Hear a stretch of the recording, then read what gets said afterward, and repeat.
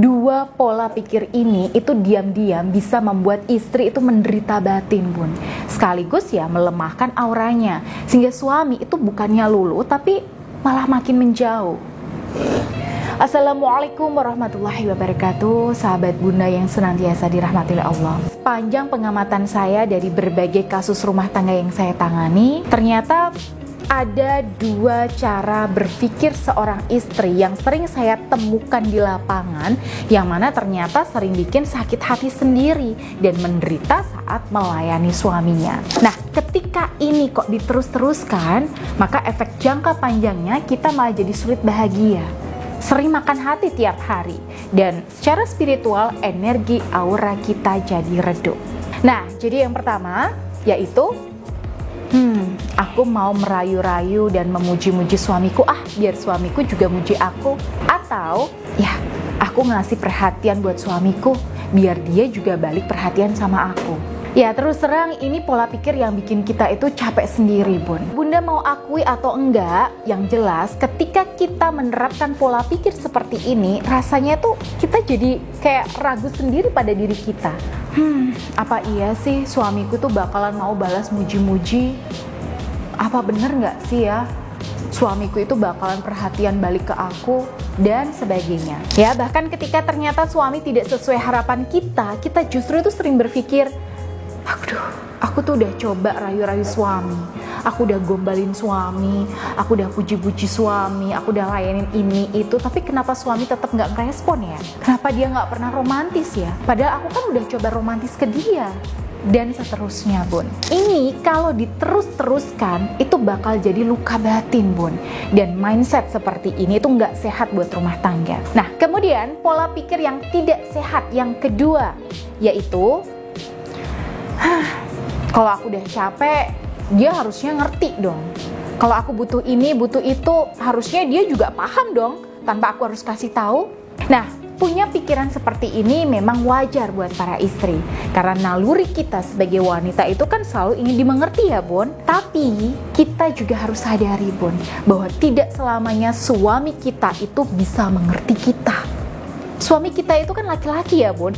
Dia itu level kepekaan perasaannya itu sangat minim sekali. Ibaratnya nih, mesin otak suami dengan mesin otak kita para istri itu udah beda dari pabriknya. Desainnya itu udah beda banget. Jadi kalau kita berharap untuk selalu dimengerti, ya itu sama halnya dengan berharap desain ya otak suami kita itu jadi berubah.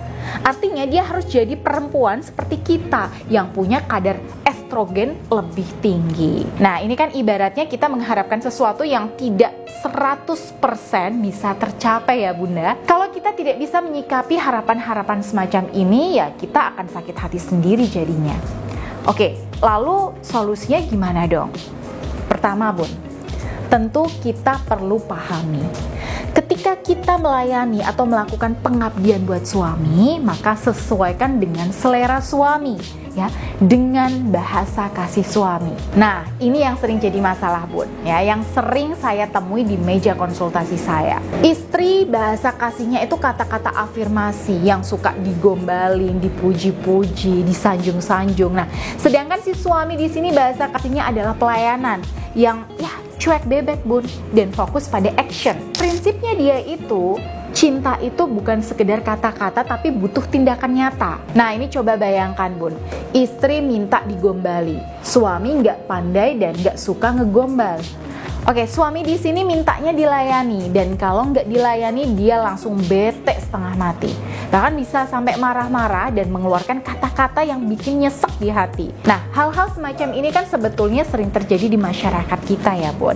Dan kalau dilihat pemicunya, itu ya sebenarnya satu, yaitu salah paham soal bahasa kasih pasangan. Nah, saran saya, kenali apa bahasa cinta suami, perlakukan seperti apa yang diinginkan suami. Ya, bisa jadi keinginan atau selera suami di sini itu beda dengan kita. Nah, yang perlu kita lakukan di sini bukan kita mengharapkan suami itu sama dengan kita, tapi kita yang beradaptasi dengan harapan suami. Nah, terus apakah suami hanya diem aja di sini? Oke, tentu saja enggak, Bun. Ini perlu dikomunikasikan baik-baik berdua dengan suami. Atau Atau kalau memang butuh mediator untuk menengahi, maka Bunda dan suami bisa datang ke kantor saya untuk berkonsultasi berdua. Nanti saya akan bantu Bunda dan suami untuk mencari titik tengah dan titik kompromi, sehingga Bunda dan suami itu bisa terjauhkan dari salah paham dan rasa ketidakpuasan dengan pasangan.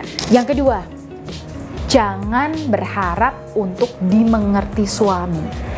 Ya, satu-satunya orang yang wajib mengerti tentang diri kita ya memang diri kita sendiri, Bun. Kalau ada orang yang wajib mencintai dan memperhatikan kita sepenuh hati, maka itu adalah diri kita sendiri, bukan suami kita. Ketika kita sudah mencintai diri sendiri dengan sepenuh hati, apalagi kita di sini lebih mengutamakan cinta Allah daripada memburu perhatian suami, maka insya Allah secara spiritual energi positif dan aura daya tarik kita itu akan terpancar sangat kuat di depan suami kita. Karena itu mulai sekarang ya, pola pikir tadi itu perlu kita ubah, Bunda. Lakukan pelan-pelan tapi istiqomah.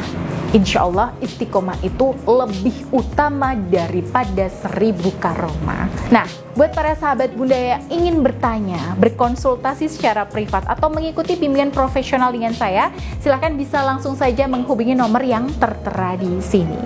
Baik, saya Bunda I pamit. Wassalamualaikum warahmatullahi wabarakatuh.